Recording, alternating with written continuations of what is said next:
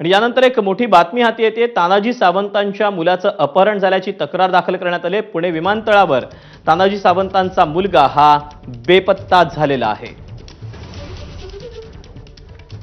तेव्हा माजी मंत्री तानाजी सावंत यांच्या मुलाचं आता अपहरण झाल्याची तक्रार दाखल करण्यात आलेली आहे। त्यांचा मुलगा हा पुणे विमानतळावर होता आणि या पुणे विमानतळावरूनच तानाजी सावंतांचा मुलगा हा बेपत्ता झालेला आहे अशी तक्रार आता नोंदवण्यात आलेली आहे। त्यामुळे आता हे अपहरण नेमकं कुणी केलं आहे, या पाठीमागे काही नेमका डाव आहे का, अशा वेगवेगळ्या चर्चांनाही आता सुरुवात झालेली आहे। वेगवेगळे संशय देखील व्यक्त केले जात आहेत।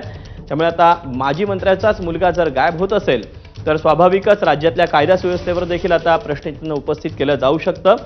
आणि पुणे विमानतळावरची ही सगळी घटना आहे। तानाजी सावंत यांचा मुलगा बेपत्ता झालेला आहे तशी तक्रार देखील आता नोंदवण्यात आली आहे।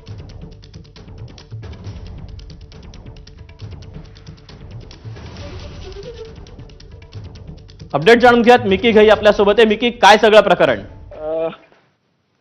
दीपक, जर आपण बघितलं तर तानाजी सावंत जे माजी मंत्री राहिलेले आहेत त्यांच्या मुलाचं अपहरणची माहिती आताच या ठिकाणी समोर आलेली आहे। स्विफ्ट गाडीतून जात असताना काही लोकांनी त्याचं अपहरण केलेलं आहे याची माहिती सिंहगड पोलीस स्टेशन या संदर्भात कळवण्यात आलेली आहे।